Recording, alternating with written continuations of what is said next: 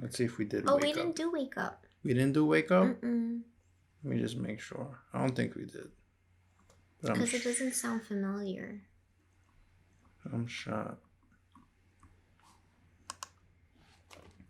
Wake up it is. We're doing wake up.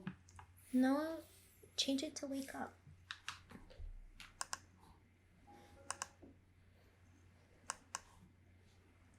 You like NF? Mm-hmm. You made it to your top 5 yet or no? Top 5 what? Top 5? Top 5 of 2020? Yeah. Yeah. It's very self-reflecting, and I like self-reflecting songs. I love NF's music.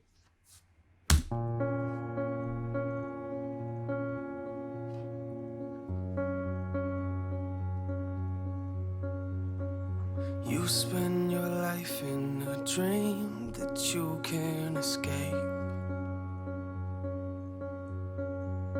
'Cause you live your life in a coma, you never awake. I love that. The first line already got me. You live in a dream that you can never escape. Yeah. You just stay asleep.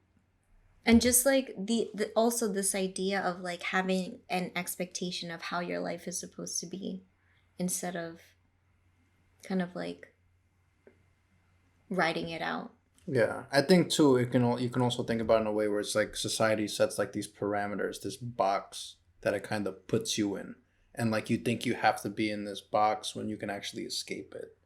You know, like they sell you this dream, and the dream is supposed to be you go to school and you fucking graduate, you buy a house, your car, and like that's the dream they kind of sell you. At least I know like that's the dream they try to sell me in school, and I was like, damn, this shit sucks. If that's what the dream sounds like, that shit sounds horrific. It actually reminds me of George Carlin's like brilliant line, and I'm probably gonna butcher it, but he talks about how they call it the American dream because you have to be asleep.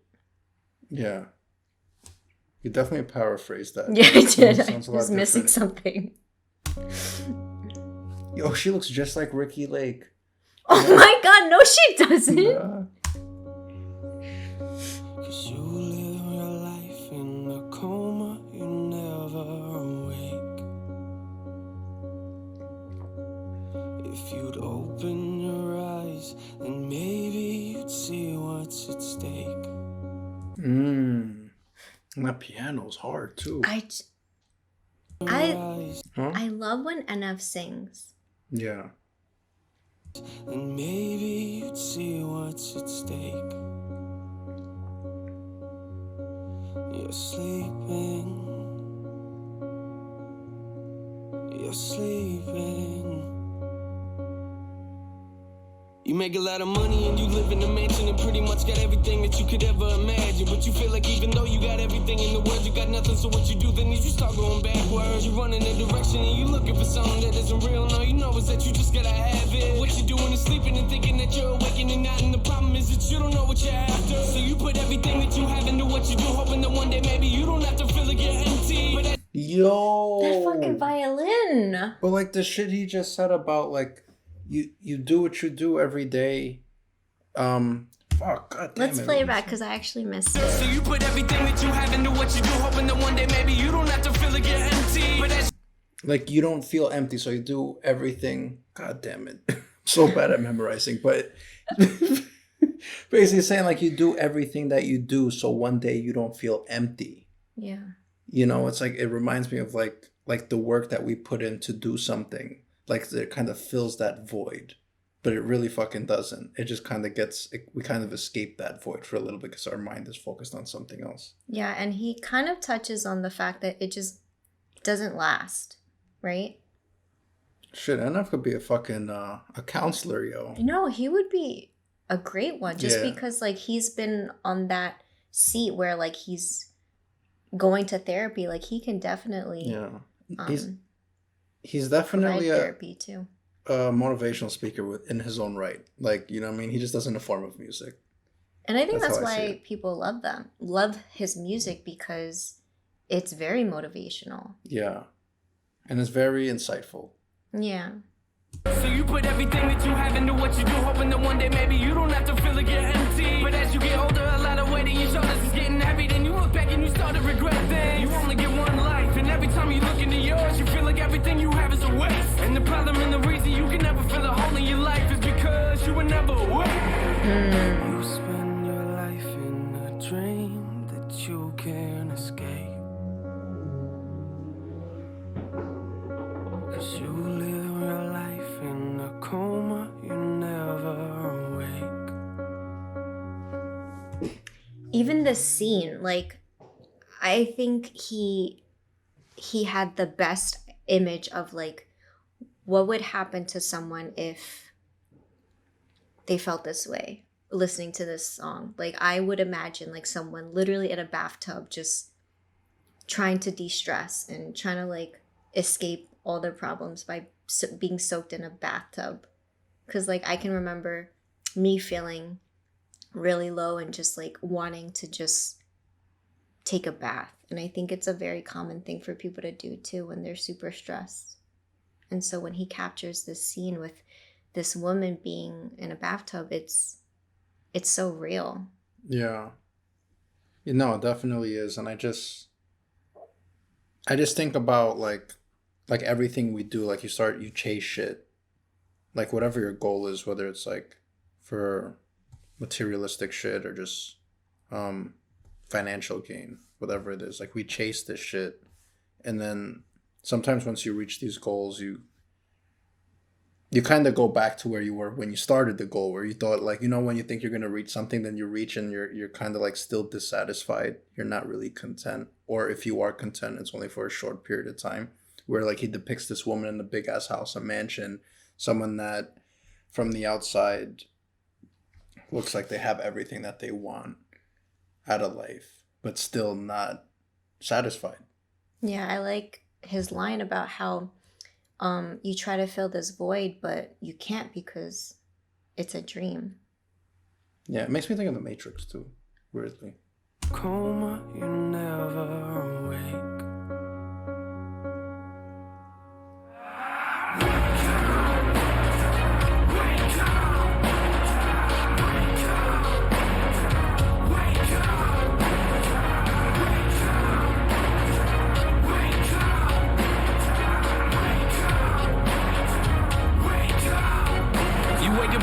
But feel like you never got up and go to work and you feeling like you ain't got a purpose. And you trying to get motivated, but everything you do turns into a mess, like you ain't nothing but worthless. And yo, you look around, a lot of these other people you looking at, to you describe as perfect. So you point a finger at God and tell him to do his job and fix your life up, cause nothing is working. And I love how he gives the perception of being on the outside. Not only does he give the perception of the rich woman inside the mansion, but he's also giving you the perception of the gardener, the person that's looking from the outside thinking she has everything, but she really has. She's going through the same struggle he's going through, which is, I love that he approaches both perspectives. It's dope. I honestly really couldn't help but imagine it literally being a motivational speech. Yeah. So you point a finger at God and tell him to do his job and fix your life up, cause nothing is working. And you would try to hide it and make it seem like it's nothing, but really you feel like everything is crashing around you. And you developed a problem in trusting in other people, which later became an issue that would mentally pound you. You only get one life, but every time you look into yours, you feel like all you ever see are mistakes. And the problem and the reason you can never move forward in life is because you were never awake. Wake up. You spend your life in a dream that you can't escape.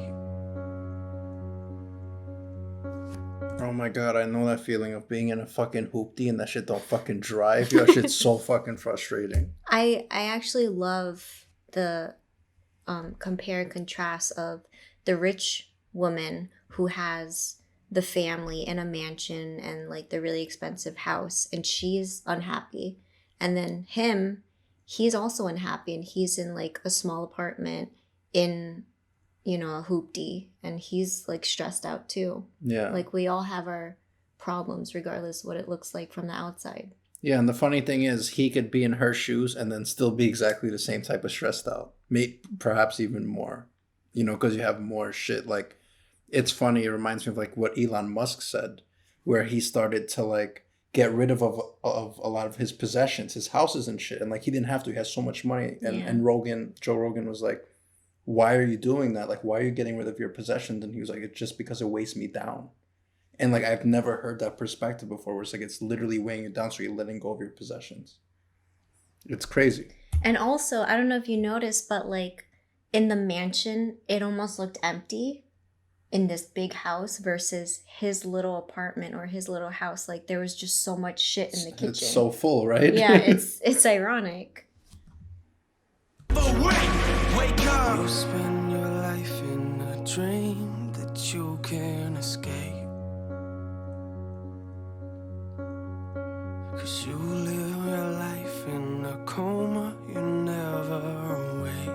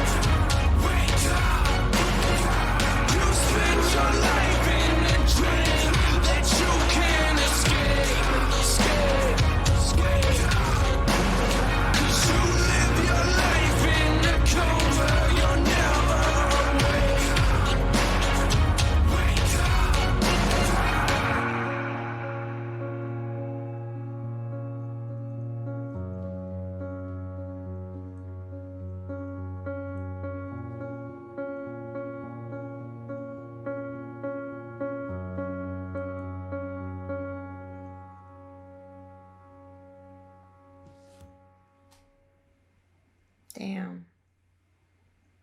And time flies. God damn, talk about an eye opener. It really gives you like really opens your eyes to like what's important, I think. You know? Yeah, I really like the lyrics of the song and just everything, like the instrumental, how dramatic it was with the violin and the piano, and then him singing when it was moments of like hopelessness, right? And then moments of like him feeling angry. It's nice to hear a song that you can really relate to and kind of get a solution out of it. Like the solution that I got out of was like that it's not about possession. It's not about having this huge house and having this whatever look to this look of success. It's all internal. Yeah. I think what's good about his music too, it really makes you take like a giant step back. Like, you know, where like some people, their topics are very, I don't want to call it like small minded, but it's like focused on a particular topic, where like his topic, like you can literally take a step back from life in general as a whole, and you look at it a little differently. Yeah. You know? Like the whole you only have one life. Stop dreaming, you know? Yeah.